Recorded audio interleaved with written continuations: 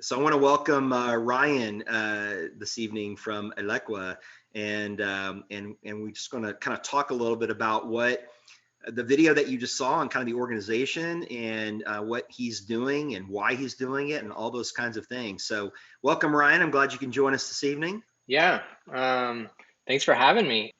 Yeah, it's been great. Just kind of building the partnership through the years, and even I was going to laugh because even you did a video on how you went and cut your hair too. So you look even different now than you did back then, right? And kind of speaking about the beginning of your film, and I noticed you've said this in a couple of different iterations of the film, but you say that you weren't always the water guy. In fact, you said also that you were sort of trying to find yourself. And so my first question that I kind of wanted to dive into tonight is, what were you perhaps hoping to find, or to even put a different way, what guy were you before you found water? Well, that is a really good question. So I would say, when I first found this, it was mostly like this technology found me. And I was this sort of filmmaker kid doing, going all over. I interned in New York. I went and, did videos at music festivals and things like that, music video production. And I felt like I just always wanted something like more, something like with purpose and meaning. And I was kind of into documentaries too. And I'd gone to Mexico, did documentaries on just my own documentaries on like farm workers, things like that. And then my dad sort of introduced me to somebody that was sharing this technology, or kind of, had this electric coagulation technology. My dad is a businessman here in town that kind of sells industrial maintenance parts for schools and hospitals and things like that. And so he had kind of some knowledge in water, but I had this like fascination with the technology because I just saw how, from a layman, from somebody that wasn't, into water, specifically other than just like the environmental aspect a little bit, the technology blew me away, and I saw the story of it. Really, I was like, this is so cool. It's just making me like wonder, how does this work? I'm intrigued, but at the same time, it just, was like, hey, other people need to know about this. This could be something that kind of overlaps in this, like, can I share a story about it, but can I also be part of the story of helping it grow and move forward? And so it was like that technology found me, and still I feel like I'm this outsider that's not really a water guy, that's kind of a filmmaker, but then even in the filmmaker scene, I'm not really as much of a filmmaker as some people are. So I'm a little bit of all these different things. But at the end of the day, I'm still like me, and I've still like grown in this way. And I try to capture those moments in stories and video to share with everybody in a way that hopefully y'all can be part of that journey. And I even try, and want to be more inclusive of people participating in videos that I do, and not just me, talk to the camera all the time. But that's a long-winded answer, but that's kind of it. No, that's exactly right. In fact, you said something in there. I thought, well, there's a lot of things in there that I kind of want to pull out. One, and it was a question I had, sort of, which came first: your awareness of the global water issues, or discovering the technology for water coagulation, right? Yeah. And I love that you said that the technology kind of found you, right? Which goes to a question that the H2 duo, Stephanie and Ariane, which we both are friends with, they always ask the question: did you find water, or did water find you?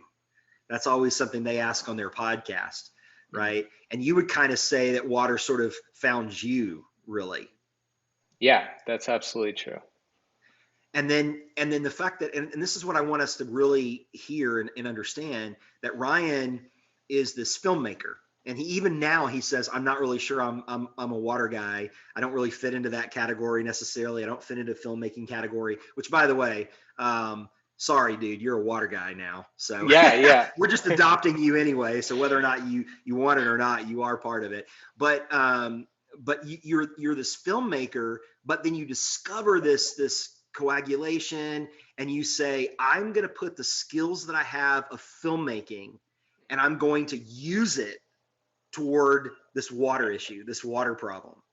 Yeah, Right. I'll even add to that that I like to go with like the passion. So I was passionate about filmmaking, and so it wasn't just that I technically knew how to filmmake. I was like, I'm passionate about filmmaking, so that makes it even more impactful of using that skill or trait. And a lot of times, you've seen how I've worked with people, Greg, and when somebody volunteers or works with us or becomes part of the team, or even the teachers and the students I go out to visit to participate in the program, I like try to find what's their passion or what's their like unique interest that we can find that like crossover, that thing that clicks. Because with the program, the makewater.org program, there's a lot of different avenues that you can take it, and it's goes to show that I'm a filmmaker, but I love the technology and I love the like experimentation and having fun and evolving it, and making it better. But some people are really into the science of it. Some people are really into the coding aspect of some of our more advanced kits, and so that's also fun too. And that's sort of the way I kind of work. And again, I love that, because there's so many people who will say, well, I have this skill, and what does it matter? Like Hmm. there's nothing I can do with this skill that I have. And that's just not true. You can take that skill and you can apply it to something that you're passionate about, to make a difference. And that, you're passionate about filmmaking, but about that storytelling. In fact, a number of times in that video, and of course I've seen it a ton of times, I would encourage everybody to go into Ryan's site and watch the video again. You'll hear him use that word story, telling the story. um, so I'm curious, right? And I'm going to sort of ask this as a sort of a two-part question. I'm curious though, sort of what's your why behind Elequa? One of the things I'm known for in the water communication industry is when I do presentations and such, is I'm always asking the question, why? What's your why behind Elequa? In other words, there's a lot of people out there that are involved with solving global water issues. So why did you personally feel responsible to get involved? Curious about that. That's a good question. And it's one of those things that you would always think, oh, that's an easy answer, but there's really a lot of depth to the like why. And I think because I've asked myself that off and on, uh, and I think the why of it at the very root of it is like I felt like I had no choice. I felt like that's just what I had to do. I like enjoyed it so much. Saw every time like I work with somebody and I see something click in a student, or I get feedback from an educator, good or bad, and it's a learning situation. I I keep moving the ball forward, and it feels like that's why I'm doing it. Like there's a lot of times where I even have gotten close to stopping everything with Elequa just because of personal life, or it's not really self-sustained. And this was more like years ago. But every so often, I try to stop myself and be like, "Are you really on the right path? Is this really a good idea? Is it benefiting you or other people around the world?" And that's sort of how I try to keep going, and that's sort of the root of the why. Is it feels like a part of me now, and I feel like that feels like it gives me meaning to do this, and see where it goes, like follow that story, be part of that story. Yeah. So you would say then your why is really, and I hate to use this word, but sort of dragging you along, like right when you get to a place you're thinking to yourself, because I know you've got a newer child. I don't Hmm. brand new, but uh, and changes in life, and so then Hmm. all of a sudden you can rely on that why to say this is part of me. This is what I need to do. This is what I want to do, and keep going. So failure is that's a great question. And failure usually ends up being a learning experience. Like, so I know so many different um, ways that people deal with quote unquote failure, and some go from one end of the spectrum to completely ignoring it, not even learning about it, and just going for it anyway, to being too scared to do something because of failure. So I feel like I'm a little bit in the middle, if not to the side of like I almost jump at failure first to try to see if something will not work. Or again, like as a storyteller, I'll play out the story in my head, like how will this route maybe go if we do this or that. Especially, with the evolution of the kit, we're always like, you know, we're trying to find components and we're trying to find a balance to where it's economical for getting the kits out to people who participate, but it has enough ability to add sensors and grow over time. And we're at this cusp right now where it's kind of sad, but the kit that we have is probably going to be upgraded. I really wanted the kit that we had to be the one that lasted many years, but we're finding out there's another version that we could probably do that's cheaper, smaller, and also has more capability. So you find those sort of avenues, and I can't say I've hit something where I'm like, oh, this is a failure. It's completely blown up in my face. So I guess that's the best answer I could give, is that I failure isn't one of those words in my vocabulary that pops up every now and then. I'm like, this is the definition of failure. So it's more of like obstacles or learning experiences, or places where going back to what we spoke of earlier, you decide, is this what I should really be doing? Like, is it, did a moment in time happen with what you're doing that kind of led you to realize, like, am I on the right path or not? And, you know, haven't hit one of those things that really had stopped me from moving forward. It's always just been, a growing experience. Yeah. Open source is the easiest way to say it is like, if you think of patents, it's the opposite of that. Patents are like locking something in. You are in charge of that patent, and it's sort of your baby. Whereas open source is sort of the opposite, where it's more of this open idea.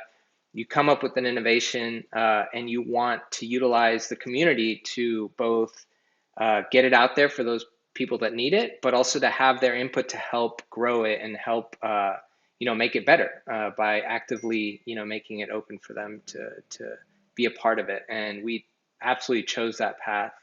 And it's funny, early on, very early on, when I first learned the technology, I went into like startup mode. I was like, how can we do this? And a lot of investors were like, do you got a patent? Is this something you want to do? Like, what's your route to getting a patent, IP, things like that? And the more and more, like, I learned through that mentality of a startup, I learned that wasn't the right, fit for me personally. There's places where patents do work, and there's places where, startups do work in a for-profit scenario. But the route and the end goal that I always felt with the technology, with this passion, with the direction, always kind of went in this direction of, social good, helping, the world community out. And, once it was like flicking a switch. Somebody on our board now, Mitch, was like, hey, the more we talk, the more what you're doing just sounds like you are a nonprofit. Like, you're not going to get a return for your investors with what you're doing. You're pitching them and telling them that you want to give this technology out for free. And then once we went that route, it was just like totally different, totally liberating, and great. So yeah, look up open source if you're interested. There's a lot of software stuff out there that's open source, like code, but also a few hardware things out there as well. In your video, crowdsource funding to buy kits, right? And so the kind of lesson I want to, liberating is a great word. One of the things I want to make sure we understand is, a lot of times, again, we've sort of been told that we have an idea and we're supposed to hold on to the idea. Like, don't share it with anybody. Don't give it away with anybody. And what we've been talking about this year is influence and leadership and sharing your story.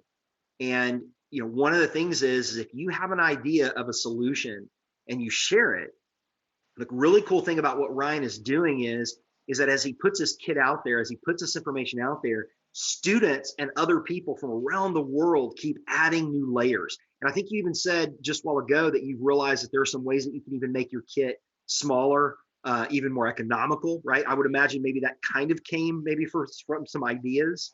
Um, Came from volunteers and the community, and yeah, yeah, wouldn't so have got don't there be without them. afraid. I'm sorry. Go ahead, Ryan. What? No, I just wouldn't have gotten to that point without them. Yeah. Yeah, and that's what I wanted to point out is that you wouldn't have gotten to this point. Maybe you'd have been beating your head against the wall a little bit had you not Yeah. just put it out there and said, "Hey, it's open source. Allow people to share ideas, and you might want to change this." And it's beautiful to watch as the students play around with the kit. Then they discover, wow, there's a faster and easier way to do this, right? Or we can print it out on a 3D printer this way, or we can, add this element to make it more effective this way.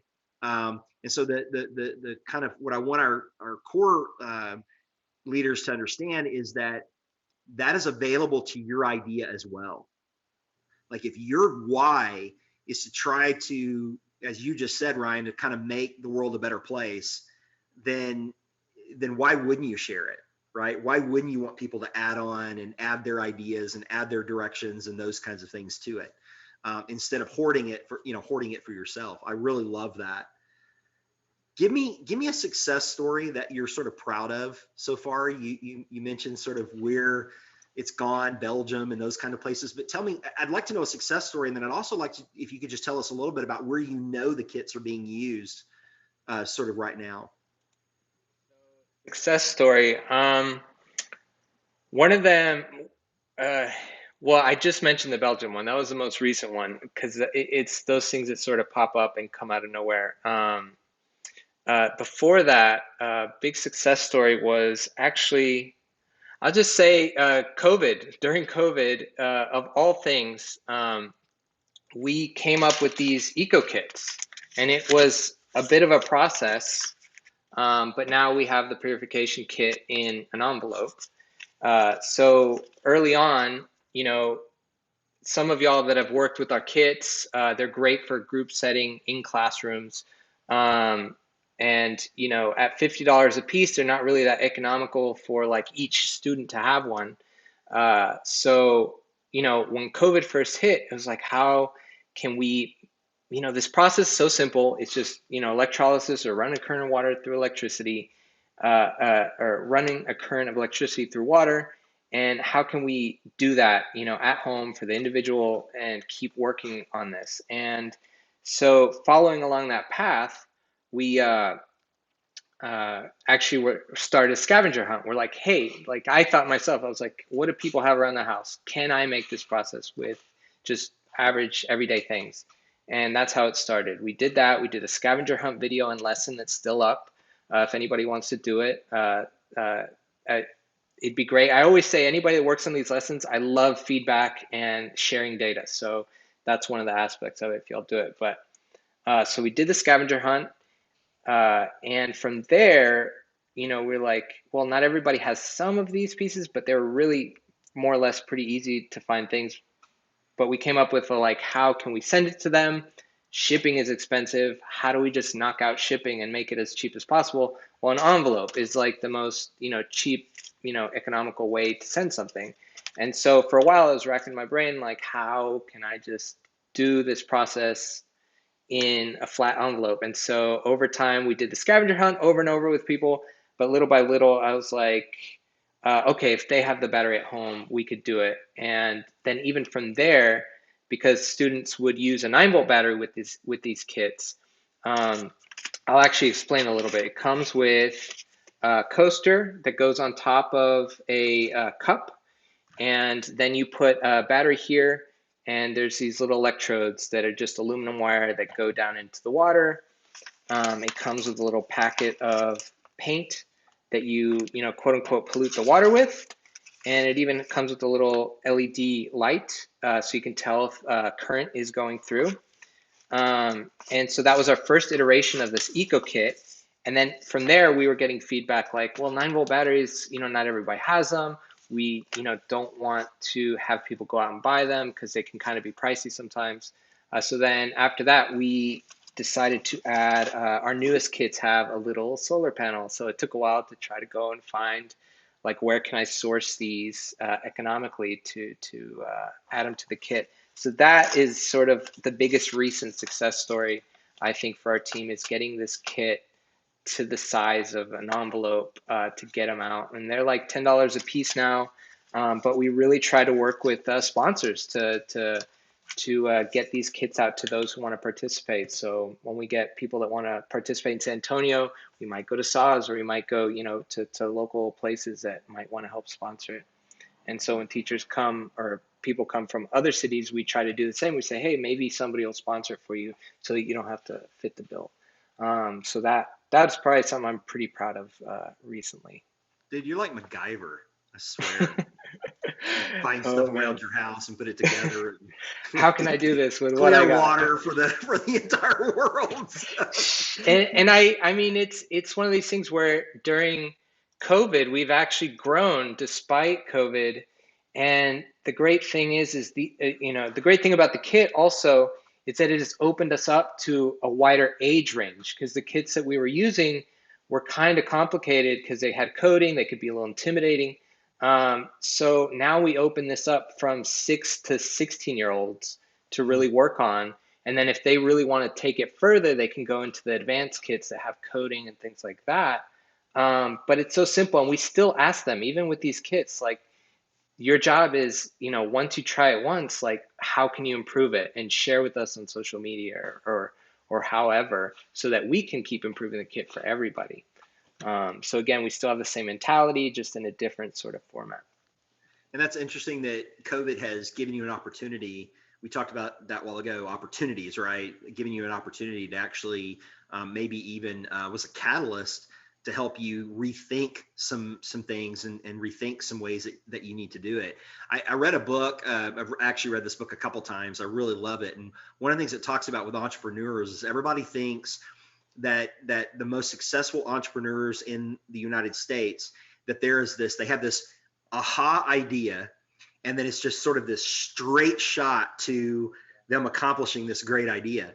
And when they went and they mapped how they actually, the process that most of these entrepreneurs have come up with, it's more like it goes up like this, and it turns to the right, and it goes down, and then it goes this way, and then it's like this whole, almost looks like a pipeline, right? That's just all over the place. And you hit a challenge, or you hit an opportunity, and you realize, okay, we need to go back maybe a little bit and rethink it and go around. And so it's kind of been that way, sort of, I think, with your program. I would imagine if you drew it out that way, each step along the way, it might look a little bit like that, right? There's so many times where I'm like, I thought this would be the right way, and you hit a wall, and the wall just made you have more questions or route suggestions to go after that. It wasn't like a wall where it's like, okay, done. It was like a wall with like two doors, and you're like, okay, now I have these two doors that I didn't even know existed, so I have to go down that door. But then you go down that door, and you find you got to come back out that door, and it was really this other door. So yeah, that's really sort of you painted the picture correctly there. It's all over the place, not just a straight line. And I want to give, and that's the hope I want to give to everybody listening in terms of leadership, that, if we've got this idea again, that great leaders just see an idea, see something they want to accomplish, and then it's sort of a straight shot. And if you don't sort of make it as a straight shot, then you must be doing something wrong. Whereas really the great leaders never allow themselves to get sort of stymied by a wall, they just figure out a way to go around it or come back to it or whatever. And so I love that. What do you ultimately hope to see happen or come out of the work that's actually being done through Elequa? What's your ultimate vision? What would you love to see? Success stories for me would be seeing, you know, seeing some students in another country, that maybe have water issues, take this open source technology and become their own entrepreneur with it and solve the issue, but also create jobs with it and help their economy, help their community. That is sort of one of these like long-term ultimate success stories for me, is to see that happen. Or even like students adding to this and us being able to write scientific papers possibly where they could be a high schooler with a scientific paper under their belt. And even, before that, having students maybe learn something that they didn't know that they could do or were interested in, and taking that and maybe going into a STEM field after this or after high school, or just taking that passion and maybe going going to university or a tech school with that sort of direction now, because maybe they didn't have access to it before.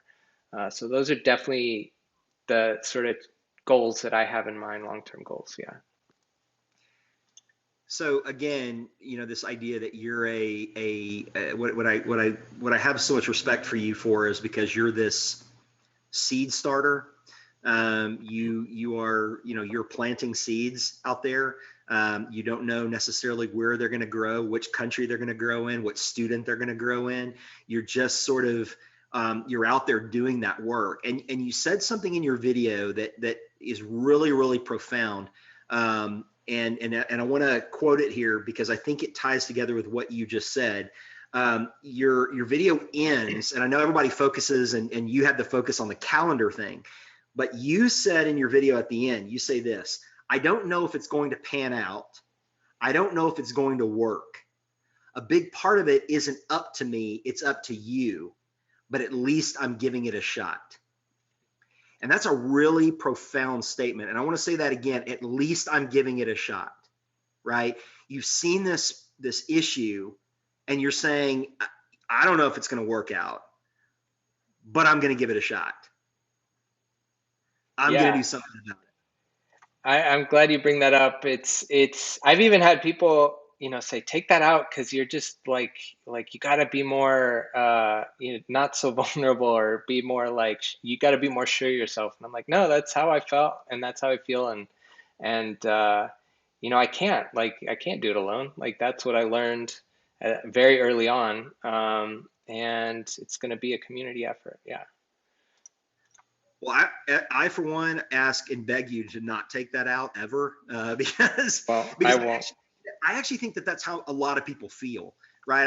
I feel like, well, this may not work. What if this doesn't work? Like, a lot of times we're naysayers and we sit back and go, well, what if this doesn't work? What if this doesn't pan out?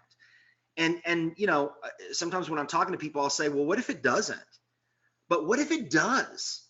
What if it does, right? And at least you're trying to give it a shot. At least you're sort of engaging with it to see if you can make a difference. And again, that's one of the reasons why this year, this has been, yeah, exactly, the ripple. That's exactly right. That's why this year we've been talking about our stories and how that can make a ripple on somebody, that can change something, but we have to be willing to sort of drop the pebble.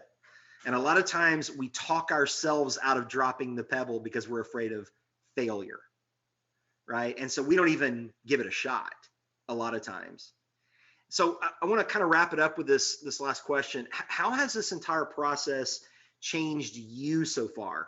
What have you learned about yourself in the process? What maybe you would have done a little bit differently if you were doing it all again? But what have you kind of personally learned from this, or are currently learning from this?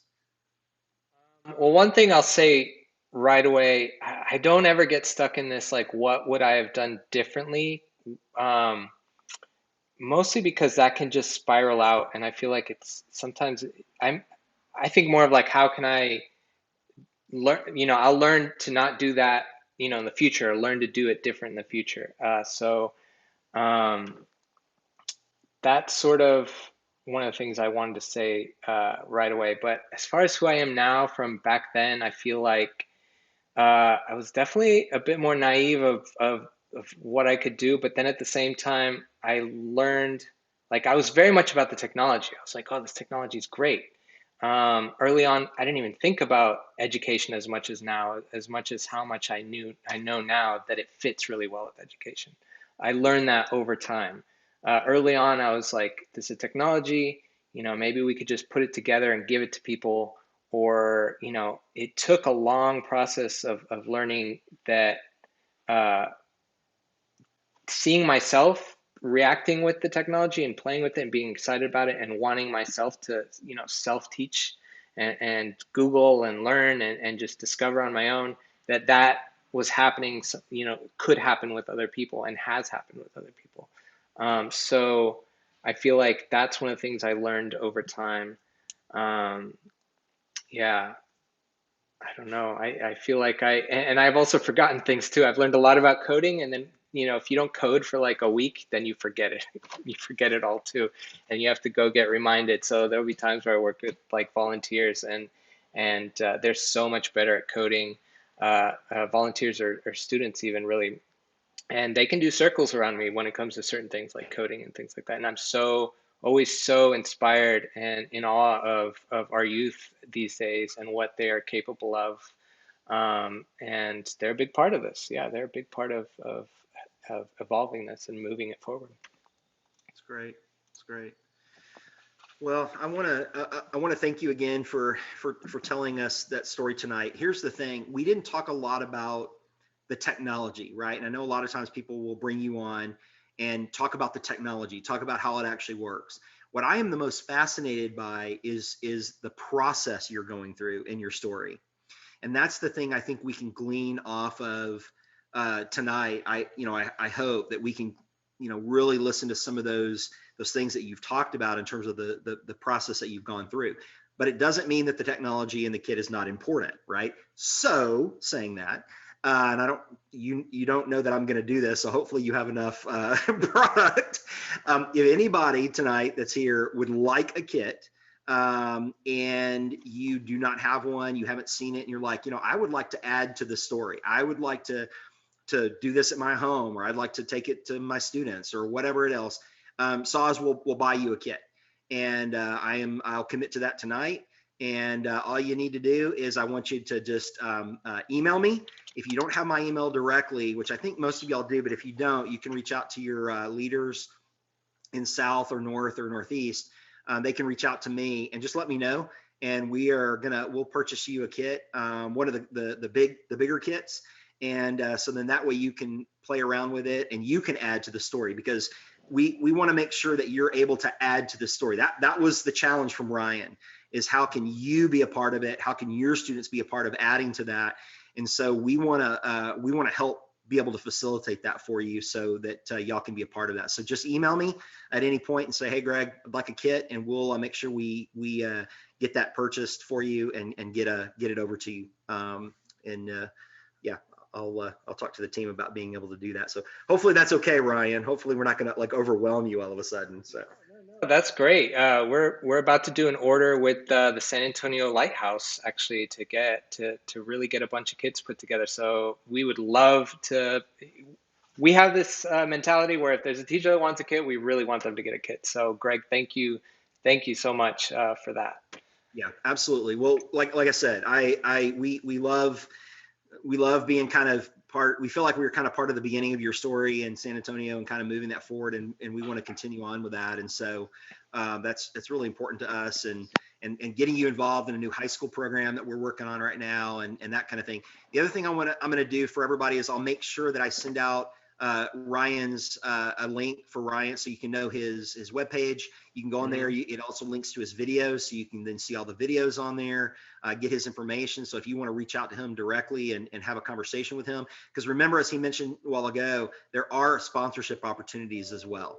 And one of the things I actually really loved, that's cool. See, I already love that. You're already sending me emails. I got them coming in over here on my other computer. That's so cool.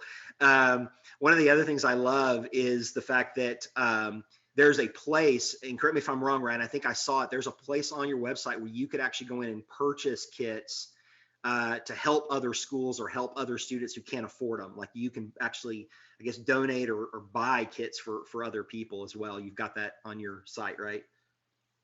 At the moment, I think that's for the advanced kit, but I'm actually glad you bring that up because I think we need to make that available for the Eco Kit now. But both of those are on our website. And I'm actually, right now, we're doing a contest. Y'all are getting kits from Greg, which is awesome.